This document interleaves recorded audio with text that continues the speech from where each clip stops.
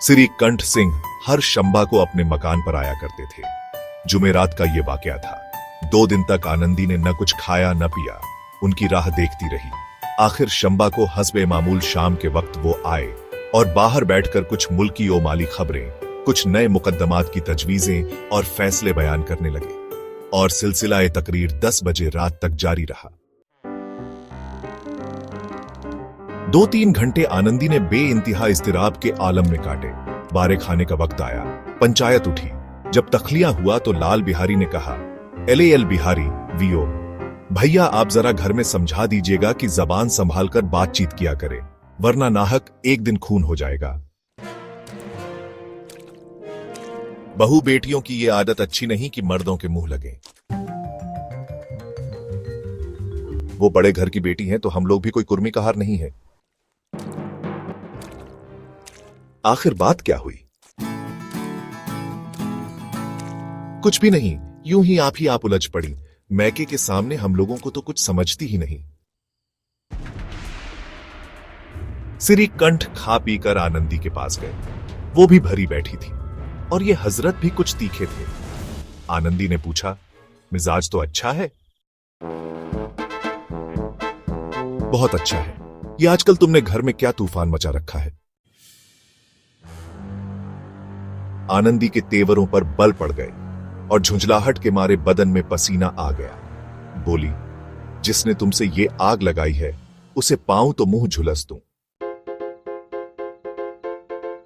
इस कदर तेज क्यों होती हो? कुछ बात तो कहो। क्या कहूं? किस्मत की खूबी है, वरना एक गंवार लौंडा जिसे चपरासीगिरी करने की भी तमीज नहीं, मुझे खड़ाऊं से मारकर यूं ना करता फिरता, बोटियां नुचवा लेती। इस पर तुम पूछते हो कि घर में तूफान क्यों मचा रखा है? आखिर कुछ कैफियत तो बयान करो, मुझे तो कुछ मालूम ही नहीं। परसों तुम्हारे लाडले भाई ने मुझे गोश्त पकाने को कहा। घी पाव भर से कुछ ज्यादा था। मैंने सब गोश्त में डाल दिया। जब खाने बैठा तो कहने लगा, दाल में घी क्यों नहीं? बस उसी पर मेरे मैके को बुरा भला कहने लगा। मुझसे बर्दाश्त न हो सका। बोली कि वहां इतना घी नाई कहार खा जाते हैं और किसी को खबर भी नहीं होती। बस इतनी सी बात पर उस जालिम ने मुझे खड़ाऊं फेंक मारी। अगर हाथ से न रोकती तो सर फट जाता। उससे पूछो कि मैंने जो कुछ कहा है सच है या झूठ। श्री कंठ की आंखें लाल हो गईं। बोले, यहां तक नौबत पहुंच गई। ये लौंडा तो बड़ा शरीर निकला। आनंदी रोने लगी, जैसे औरतों का कायदा है, क्योंकि आंसू उनकी पलकों पर रहता है। औरत के आंसू मर्द के गुस्से पर रोघन का काम करते हैं। श्री कंठ के मिजाज में तहम्मुल बहुत था। उन्हें शायद कभी गुस्सा आया ही न था, मगर आनंदी के आंसुओं ने आज जहरीली शराब का काम किया। रात भर करवटें बदलते रहे। सवेरा होते ही अपने बाप के पास जाकर बोले, दादा अब मेरा निबाह इस घर में न होगा। ये और इस मानी के दूसरे जुमले जबान से निकालने के लिए श्री कंठ सिंह ने अपने कई हमजोलियों को 12 आड़े हाथों लिया था। जब उनका कोई दोस्त उनसे ऐसी बातें कहता तो वो मजाका उड़ाते और कहते, तुम बीवियों के गुलाम हो, उन्हें काबू में रखने के बजाय खुद उनके काबू में हो जाते हो। मगर हिंदू मुश्तरका खानदान का यह पुरजोश वकील आज अपने बाप से कह रहा था, सायराई कांटे वीओ, दादा अब मेरा निबाह इस घर में न होगा। नासेह की जबान उसी वक्त तक चलती है जब तक वो इश्क के करिश्मों से बेखबर रहता है। आजमाइश के बीच में आकर जब्त और इल्म रुखसत हो जाते हैं। बेनी माधव सिंह घबराकर उठ बैठे और बोले, बेनी माधव सिंह वीओ, क्यों? इसलिए कि मुझे भी अपनी इज्जत का कुछ थोड़ा बहुत ख्याल है। आपके घर में अब हठ धर्मी का बर्ताव होता है। जिनको बड़ों का अदब होना चाहिए वो उनके सर चढ़ते हैं। मैं तो दूसरे का गुलाम ठहरा, घर पर रहता नहीं और यहां मेरे पीछे औरतों पर खड़ा हूं और जूतों की बौछार होती है। कड़ी बात तक मुजायका नहीं, कोई एक की दो कह ले, यहां तक मैं जब्त कर सकता हूं, मगर यह नहीं हो सकता कि मेरे ऊपर लात और घूंसे पड़े और मैं दम न मारूं। बेनी माधव सिंह कुछ जवाब न दे सके। सिरीकंठ हमेशा उनका अदब करते थे।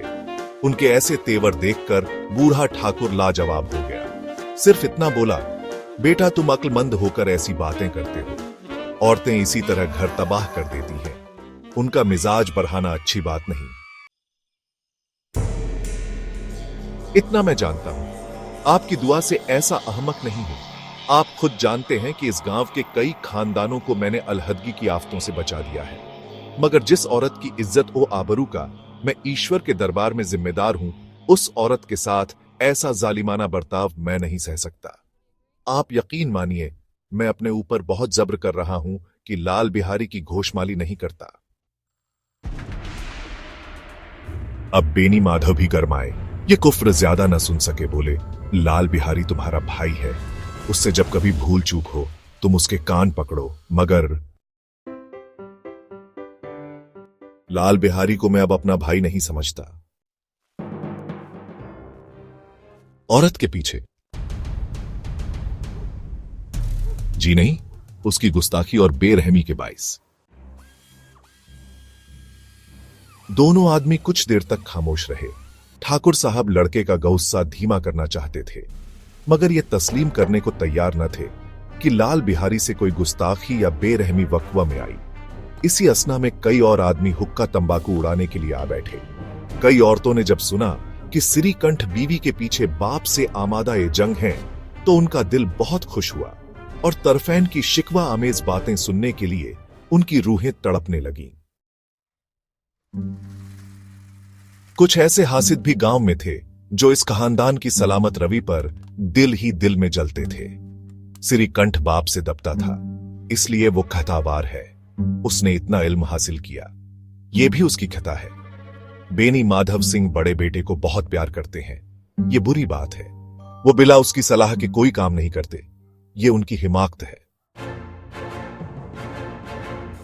इन ख्यालात के आदमियों की आज उम्मीदें भर आईं। हुक्का पीने के बहाने से, कोई लगान की रसीद दिखाने के हीले से आकर बैठ गए। बेनी माधव सिंह पुराना आदमी था, समझ गया कि आज ये हजरात फूले नहीं समाते। उसके दिल ने यह फैसला किया कि उन्हें खुश न होने दूंगा, कहवाह अपने ऊपर कितना ही जब्र हो। यकायक लहजाए तकरीर नर्म करके बोले, बेटा मैं तुमसे बाहर नहीं हूं, तुम्हारा जो ची चाहे करो। अब तो लड़के से कहता हो गई। इलाहाबाद का नौजवान झल्लाया हुआ ग्रेजुएट इस घात को न समझा। अपने डिबेटिंग क्लब में उसने अपनी बात पर अड़ने की आदत सीखी थी, मगर अमली मुबाहिसों के दांव पेच से वाकिफ न था। इस मैदान में वो बिल्कुल अनाड़ी निकला। बाप ने जिस मतलब से पहलू बदला था, वहां तक उसकी निगाह न पहुंची। बोला, मैं लाल बिहारी सिंह के साथ अब इस घर में नहीं रह सकता। बेटा तुम अक्लमंद हो और अक्लमंद आदमी गंवारों की बात पर ध्यान नहीं देता। वो बेसमझ लड़का है, उससे जो कुछ कहता हुई है उसे तुम बड़े होकर मुआफ कर दो। उसकी ये हरकत मैं हरगिज मुआफ नहीं कर सकता। या तो वही घर में रहेगा या मैं ही रहूंगा। आपको अगर उससे ज्यादा मोहब्बत है तो मुझे रुखसत कीजिए, मैं अपना बोझ आप उठा लूंगा।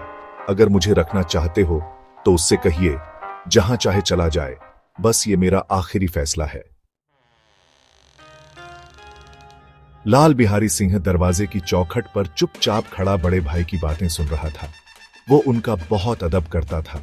उसे कभी इतनी जुर्रत न हुई थी कि सिरीकंठ के सामने चारपाई पर बैठ जाए या हुक्का पी ले या पान खा ले। अपने बाप का भी इतना पासो लिहाज न करता था। सिरीकंठ को भी उससे दिली मोहब्बत थी। अपने होश में उन्होंने कभी उसे घुड़का तक न था। जब इलाहाबाद से आते तो जरूर उसके लिए कोई न कोई तोहफा लाते। मुकद्दर की जोड़ी उन्होंने ही बनवा कर दी थी। पिछले साल जब उसने अपने से डेवरे जवान को नागपंचमी के दंगल में पछाड़ दिया तो उन्होंने खुश होकर अखाड़े ही में जाकर उसे गले से लगा लिया था और 5 रुपये के पैसे लुटाए थे। ऐसे भाई के मुंह से आज ऐसी जिगरदोज बातें सुनकर लाल बिहारी सिंह को बड़ा मलाल हुआ। उसे जरा भी गुस्सा नहीं, वो फूट कर रोने लगा। इसमें कोई शक नहीं कि वो अपने फेल पर आप नादिम था।